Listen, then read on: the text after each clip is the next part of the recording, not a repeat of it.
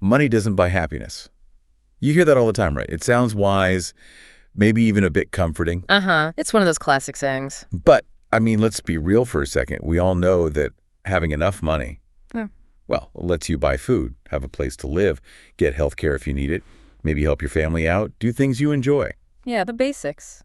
You Things might- that feel pretty fundamental to just not being stressed all the time. Exactly. Things that seem essential for a life that isn't miserable.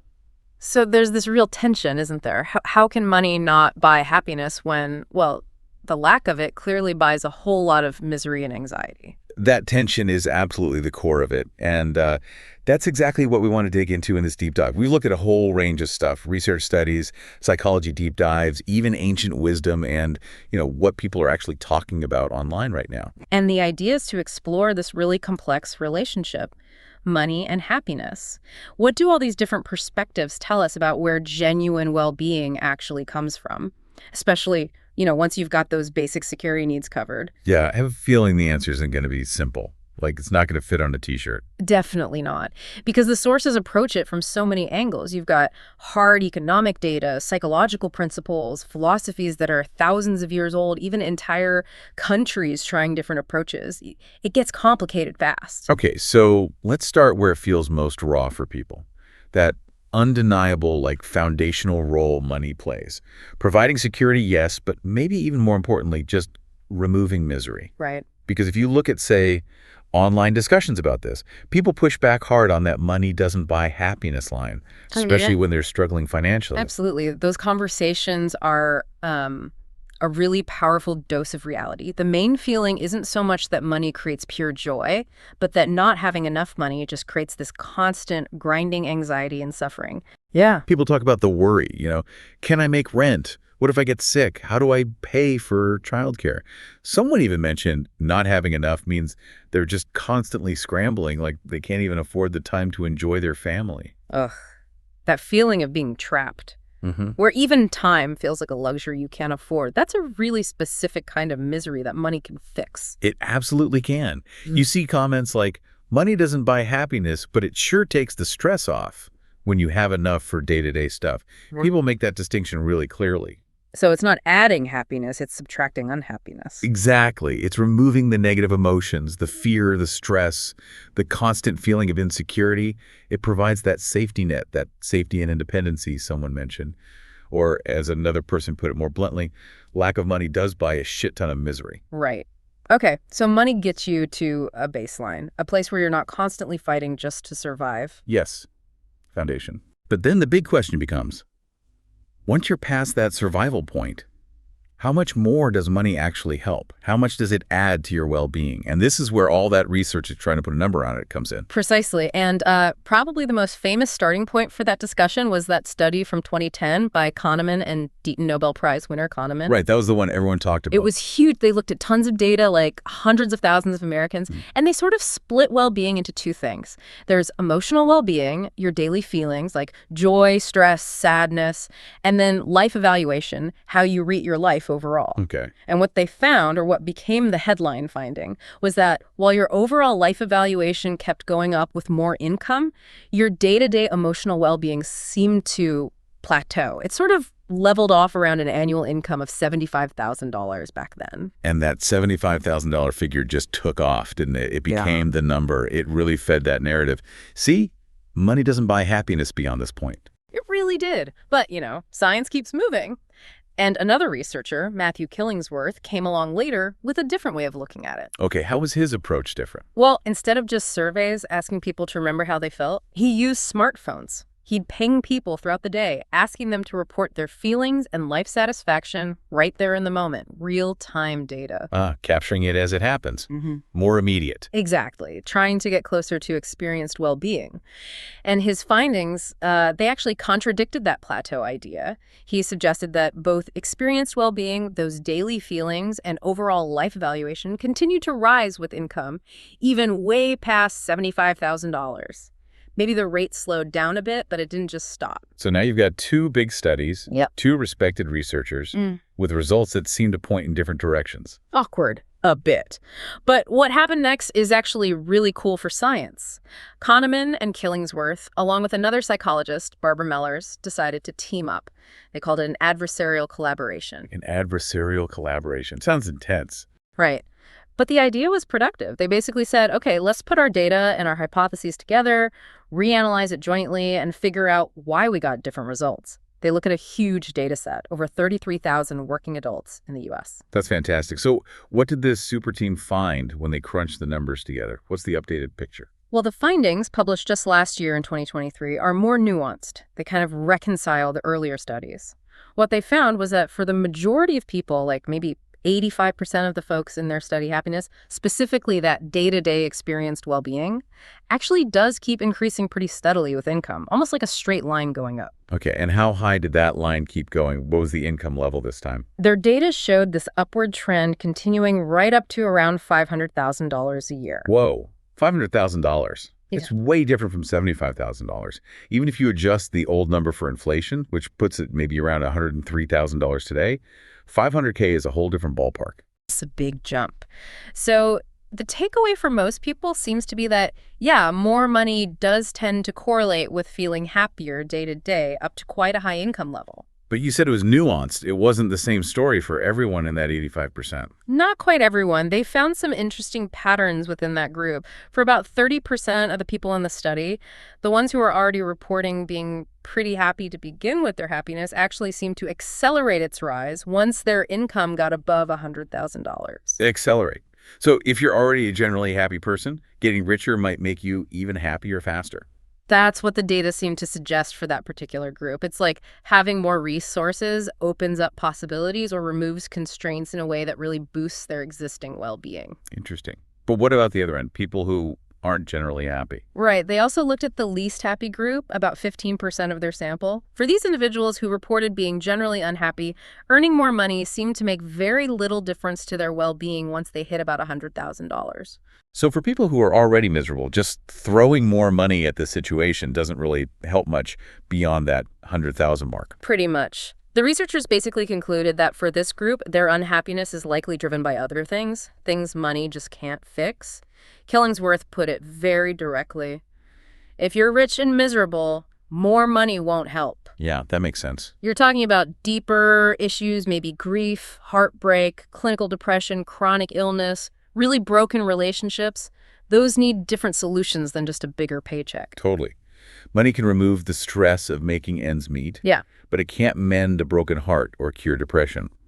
What about the limits of this new $500,000 finding itself? Are there caveats? Oh, absolutely.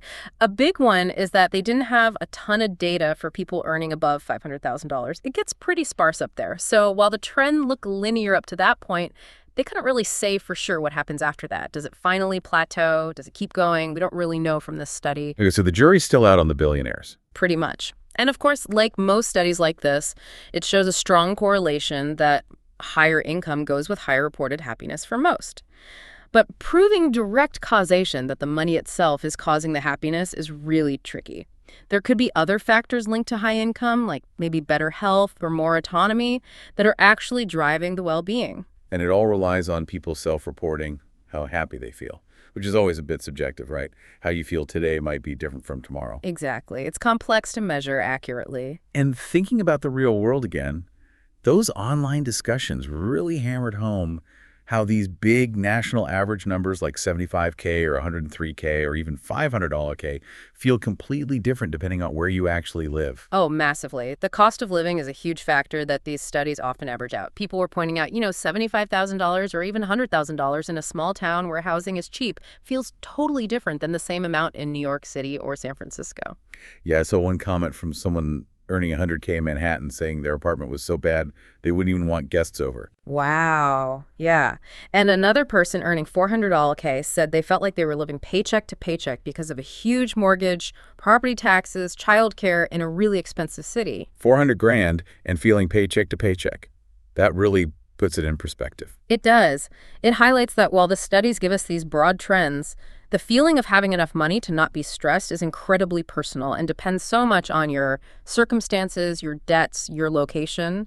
Even with a high income, if your expenses are also sky high, you can still feel precarious, and that definitely undermines well-being. Okay, so let's pull this first part together. Money is vital for getting out of misery, for basic security. Check. For most people, more money does seem to correlate with more happiness, maybe up to a pretty high level like $500K, especially if you're already a relatively happy person. Right. But there are diminishing returns eventually, even in the latest research. And for some people who are deeply unhappy for other reasons, money stops helping much sooner. That seems to be the picture. So that leads us right into the next big question. If even $500,000 doesn't guarantee peak happiness for everyone, and there are diminishing returns, why isn't unlimited money the key? What happens beyond that threshold? Or why does the effect weaken? This is where we shift gears a bit. We've established money is great for removing the bad stuff, the suffering, the stress. But its power to actively add lasting positive happiness seems limited. Even that $500 case study hints the rate of increase slows. It's not infinite. This gets us into the whole idea of diminishing returns on happiness. Right, like you said, the 10th slice pizza isn't as good as the first. Exactly. Or, the fifth sports car doesn't give you the same thrill as the first one you bought after saving up for years. That initial buzz from getting something new or hitting a new income level, it's real, but it fades. And this ties directly into a really important psychological idea, the hedonic treadmill. Ah, yes, the hedonic treadmill, or hedonic adaptation, the idea that we just get used to stuff. Precisely. Several sources mention this. It's this tendency humans have to adapt pretty quickly to new circumstances, both good and bad, but especially the good stuff, like more money or new possessions.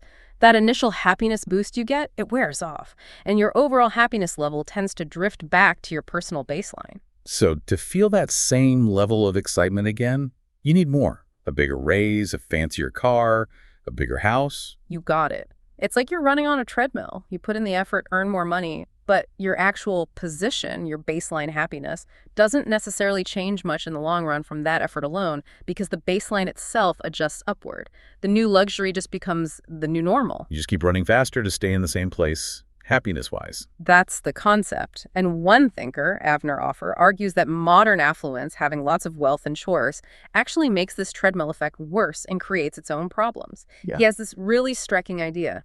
Affluence breeds impatience, and impatience undermines well-being. Affluence breeds impatience. How does having more stuff make you less patient? That seems counterintuitive. Offer's argument is that when you live in a society with so much abundance, so much choice, and such easy, fast access to goods and services, it creates this constant temptation to go for the immediate reward. Why wait? Why save? Why delay gratification when you can just buy it or experience it right now? Okay. So it weakens our patience muscle, maybe. Kind of. It leads to what psychologists call time-inconsistent choices, or myopic behavior. Basically, focusing on the short-term pleasure, even if it hurts your long-term well-being. Like, instead of saving consistently for retirement, you blow the money on impulse buys because it feels good now, or ordering expensive takeout instead of cooking a healthy meal because it's faster and easier. Exactly, those kinds of things. Offer argues that this constant availability of immediate gratification actually undermines the skills and virtues associated with patience, planning, and self-control, things that are really crucial for long-term well-being. It can lead to what he calls self-defeating choices. He points to things like rising obesity rates in wealthy countries. We have more information than ever about healthy living, more access to healthy food options, gyms, whatever. But the easy availability and marketing of cheap, high-calorie, instantly gratifying food, combined with this culture of impatience, leads many people to make choices that are bad for their long-term health. It's a paradox. More resources, but maybe less ability to make the wise long-term choice because the short-term temptation is so strong and easy to satisfy. That's the core of his argument. Affluence doesn't automatically lead to better decisions. It can create these subtle, new challenges to our self-control and foresight. That's a really thought-provoking point. And it connects to our own internal stuff too, right? Our relationship with money itself. One of the sources talked about the psychology of money, like our hidden beliefs. It did, yeah. And this is super important because it helps explain why we might get caught on that treadmill or make those impatient choices. The idea is that the meaning we attach to money is often way more powerful than the actual amount we have. Meaning, like what money represents to us. Exactly. We develop these unconscious beliefs about money, often starting way back in childhood, based on how we saw our parents handle it, what we heard people say about it. They're called money scripts. Money scripts, okay. And these scripts run in the background, guiding how we act with money without us even realizing it. Pretty much, they're like hidden operating instructions. Hmm. The source highlighted 4 common types. Okay. First, money avoidance. You might subconsciously believe money is bad, or rich people are inherently greedy, or maybe that you don't deserve money. This can lead you to sabotage your finances, maybe underspending even when you can afford things, or just avoiding looking at your bills altogether. Okay, what else? Second, money status. This is where your self-worth gets totally tied up with your net worth or your income. If this is your script, you might feel like you constantly need to earn more to feel good about yourself, always comparing yourself to others, maybe spending way too much on status symbols, the fancy car, the designer labels, often going into debt, just to project an image of success and feel enough. Right, keeping up with the Joneses. Yeah. But driven by an internal script. Exactly. Third is money worship. This is the classic money will solve everything belief. You're convinced that if you just had more money, all your problems would disappear, you'd be happy, your relationships would be perfect, your health would improve. So you chase money relentlessly, maybe sacrificing your health, your relationships, your present happiness, thinking it'll pay off later. And then it often doesn't deliver what was promised. Right, which just fuels that hedonic treadmill again. You reach the goal, it doesn't fix everything, so you think, I just need more. And the last one is money vigilance. This script is about being really careful, watchful, maybe even secretive with money. Now, this can be good. It can lead to saving and being frugal, but it can also turn into excessive anxiety about money, a real reluctance to spend money even on things that would bring joy or help others, and it can strain relationships if you're too secretive or seen as stingy. Wow. So depending on your script, you could be sabotaging yourself, chasing status endlessly, worshiping a false idol, or being overly anxious. Precisely. And you can see how these scripts interact with affluence and the treadmill. If your script is money worship, you're primed to run on that treadmill forever, chasing something external that can't deliver internal peace. If it's money status, you're trapped in comparisons fueled by affluence. And money itself can symbolize different things, right? Like security or freedom or power. Absolutely. But if you're trying to use money to fill a deeper psychological need, maybe you crave security because of some underlying anxiety that money can't actually cure, or you seek power through wealth because you have low self-esteem, then just getting more money might become a kind of compensatory behavior. It doesn't address the root issue. So understanding our own story about money, our personal script, is crucial. It dictates whether we use money in a way that actually supports our well-being or not. Exactly. It's not just about the number in the bank account. It's about the narrative in our heads. Okay, this is making so much sense. If money hits diminishing returns, if being wealthy creates its own challenges like impatience, and if our hidden beliefs about money can mess things up, where else should we be looking? What did the sources point to as the real drivers of happiness beyond just having enough cash? This is where the conversation gets really interesting, I think, because the sources offer some powerful answers that shift the focus completely away from just money.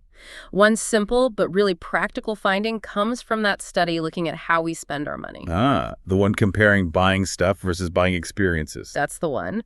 The research consistently found that spending money on experiences, things like travel, concerts, learning a new skill, even a nice meal out with friends, tends to lead to more immediate and often more lasting happiness than spending the same amount on material possessions. Even if the cost is the same, like a $500 trip versus a $500 gadget. Yeah, even controlling for the cost. And there are a few reasons why this might be the case. Experiences often can't be compared as easily or as negatively as possessions. Like, your vacation story is unique, but your phone might be instantly compared to someone else's newer model. Right. Less keeping up with the Joneses with experiences. And experiences live on in our memories. They become part of our life story, things we can reminisce about, and sometimes their value even seems to increase over time as we look back fondly. That new gadget feels great at first, but the novelty wears off, it might break or become obsolete. But the memory of that amazing trip or that incredible concert, that often stays with you and keeps contributing to your happiness. That totally tracks. I mean, you think about stuff you bought 5 years ago versus trips you took 5 years ago. Yeah. Which one do you still talk about or smile thinking about Usually the trip, right? For most people, yes. It's that enduring positive memory, the story you get to share, how it shapes who you are, that often gives experiences a real edge over just accumulating more stuff. So that's one key thing. Prioritize spending on doing things over having things. Hmm. What else came up as a major source of happiness? Okay, so this leads us to what might be the single most powerful finding across all the sources we looked at. It comes from one of the longest-running studies of adult life ever done, the Harvard Study of Adult Development. Oh yeah, I've heard of that one. They followed people for Decades, right? over 80 years. They've tracked the lives of the same group of men since they were teenagers back in the late 1930s, looking at their health, their work, their relationships, their overall well-being year after year. 80 years, that's just an incredible amount of data on human lives. Right. What was the main takeaway after all that time? It's actually remarkably clear and consistent. The single strongest predictor of who ended up happy, healthy, and living longer wasn't their cholesterol levels at age 50, it wasn't their wealth, it wasn't their career success, it wasn't even their IQ. It was the quality of their interpersonal connection. Wow, really just They're- relationships. Yes. Close relationships with partners, family, friends, and also feeling connected to a broader community. The warmth, the reliability, the depth of those connections mattered more than anything else for long-term well-being. That's kind of profound, isn't it? Mhm. Especially in a world that often seems obsessed with individual achievement and accumulating wealth. After 80 years, the answer boils down to, who are you close to? It's a powerful counter-narrative. Mm. But then where does something like purpose fit in? Because we often hear about finding purpose being important too. Yeah, good question. How does purpose relate to connections? Well, one perspective from Psychology Today made a really interesting link. It basically acknowledged the Harvard finding connections are paramount, but suggested that focusing on little p purpose is a key way to build those connections. Little p purpose, what does that mean? It means focusing less on some grand, abstract, maybe overwhelming life mission, and more on the process-oriented stuff, the activities that genuinely excite you, that you find meaningful and engaging day to day, your passions, your hobbies, the things that light you up. Okay, so pursuing things you enjoy, how does that lead to connections? Because when you actively engage in something you're passionate about, it naturally draws other people to you who share that interest. It creates opportunities for connection. Ah, I see. Like, if you love playing music. Exactly. You join a band, you go to open mic nights, you talk to other musicians. If you love gardening, you join a community garden, you chat with your neighbors over the fence, you join a club. If you're passionate about coding, you get involved in online communities, go to meetups, maybe collaborate on a project. If you love volunteering for a cause, you meet other volunteers and the people you're helping. So your passions become these natural hubs for finding your people. That's the idea. Hmm. Pursuing your little p purpose isn't just for personal satisfaction. It's a powerful engine for creating the very social connections and community ties that the Harvard study found are so critical for long-term happiness. Purpose fuels connection. That's a really elegant link between the two. It's not just about finding what you love, but recognizing it also helps you find who you connect with. This paints a much richer picture. What about digging even further back? Did any of the sources offer insights from, say, older traditions or philosophies? Yes, the Buddhist perspective came up, and it offers a really profound, ancient challenge to this whole idea that external wealth is the path to happiness. How so? At its heart, Buddhist philosophy teaches that suffering dukkha, this sort of fundamental unsatisfactoriness, is just part of life. And it arises mainly from attachment, or tanha, which means craving, clinging, grasping onto things that are impermanent. And material wealth, possessions, status, Yeah, those are definitely seen as impermanent. absolutely. Everything that's conditioned, everything that arises and passes away is seen as transient. So trying to find lasting happiness by accumulating more stuff or chasing fleeting pleasures or holding on to a certain status, it's seen as fundamentally flawed because those things can't provide lasting satisfaction. They're always changing and eventually you lose them. That sounds remarkably similar to the hedonic treadmill idea we were just talking about. It really does, doesn't it? Both modern psychology and ancient Buddhism seem to agree. Chasing external gains gives you maybe a temporary high, but it can't deliver deep, enduring fulfillment if your inner state doesn't change. You just adapt and want more. So Buddhism basically described hedonic adaptation thousands of years ago. Wild. In its own way, yes. So the Buddhist path to genuine well-being, to liberation from that cycle of suffering, and ultimately to a state of peace or nibbana. It's primarily an inward path. Focused on the mind. Right. It involves cultivating inner peace through things like ethical conduct, mental discipline, which includes practices like mindfulness and meditation, and developing wisdom, which means understanding the true nature of things, especially impermanence and the idea of non-self. Okay, what about detachment? That's a word often associated with Buddhism. Does it mean you have to give up everything, like become a monk in a cave? Not necessarily, although that's one expression of the path. For most people, detachment, or vairagya, is more about a shift in your relationship to things. It's about recognizing the impermanence of possessions, status, even experiences, and loosening your mental grip on them. So not defining yourself by what you own or pinning all your hopes for happiness on external things. Exactly. It's about cultivating an inner sense of contentment and freedom that isn't totally dependent on whether things outside of you are going perfectly according to your desires, because they rarely do, right? It's about finding a source of well-being within rather than constantly seeking it outside.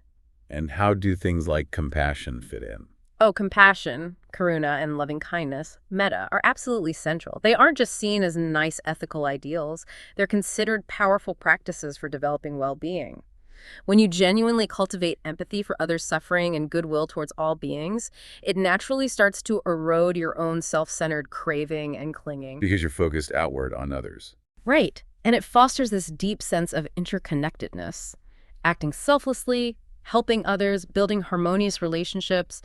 These actions bring a profound, non-material kind of fulfillment, which, interestingly, loops right back to the Harvard study's findings about the crucial importance of connection and relationships. It really does seem like these different perspectives, modern research, ancient wisdom, are pointing towards similar things: connection, purpose, inner state. It's fascinating how they converge. Buddhism offers this comprehensive framework for training the mind, cultivating qualities like mindfulness, simplicity, questioning needs versus wants, gratitude for the present, compassion, all as active practices leading towards a more stable, resilient kind of happiness that isn't just chasing the next external fix. And that ultimate goal, nibbana, isn't just feeling happy, but something more profound. It's described more as the complete cessation of suffering, and its root cause is that craving, aversion, and fundamental misunderstanding of reality.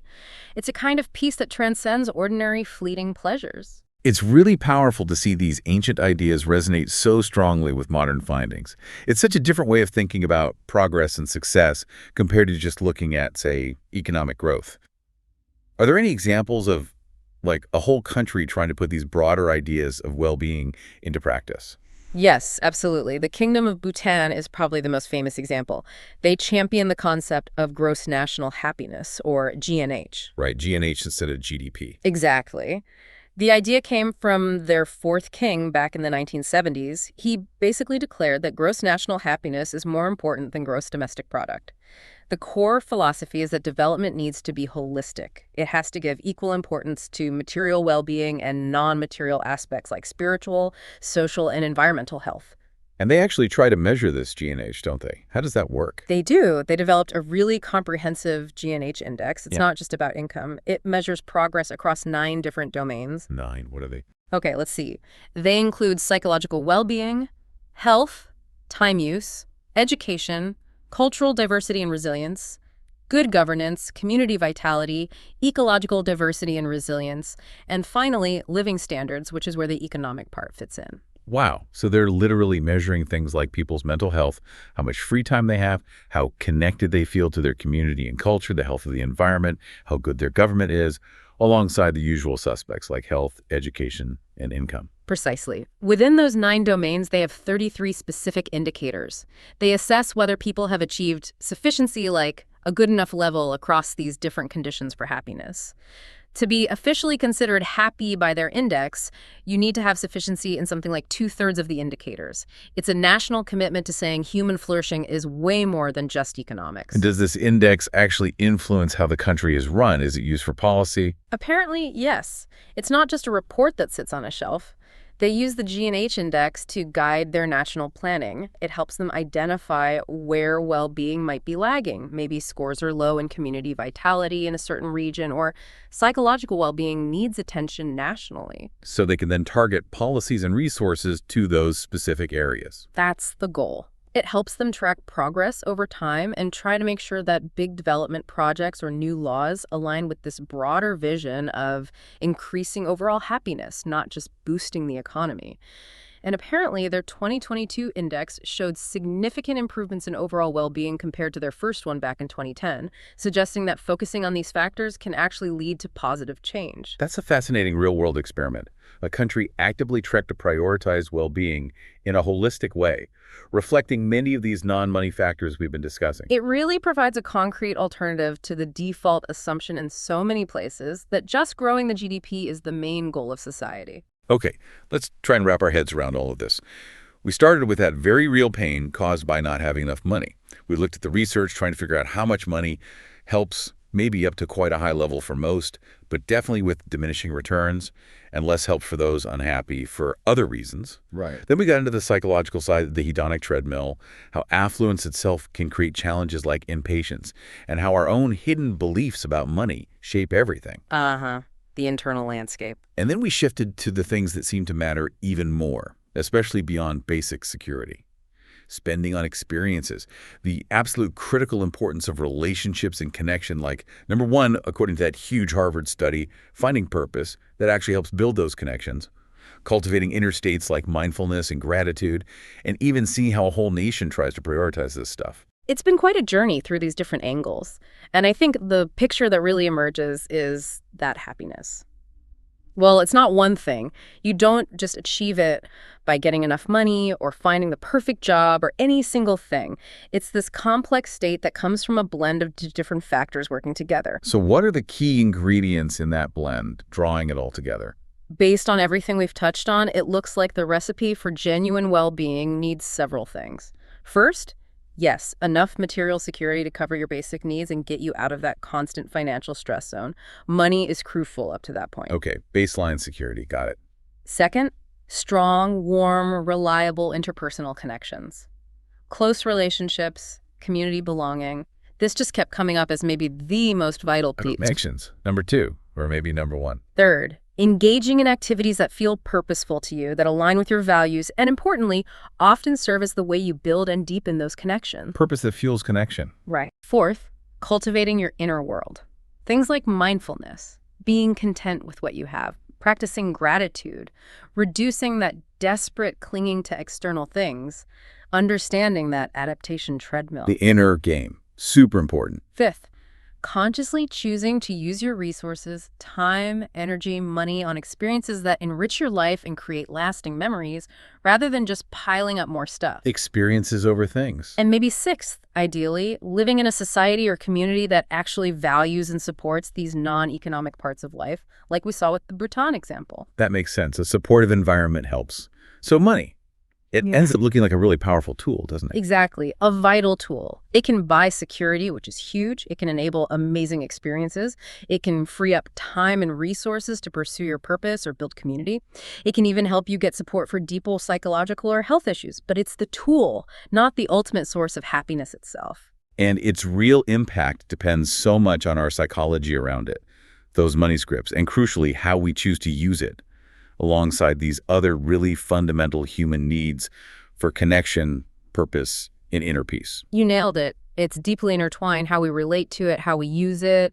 So at the end of the day, it seems like real, sustainable happiness requires us to work on both fronts, tending to our external world, making sure we have enough security, building our communities, and also tending to our internal world, our mindset, our gratitude, our beliefs, cultivating things like compassion. It really points towards a holistic view of flourishing. The money part is foundational, absolutely essential up to a point, but it's just not the whole story, not even close. Well, this deep dive has definitely made that old saying, money doesn't buy happiness, feel a lot more textured.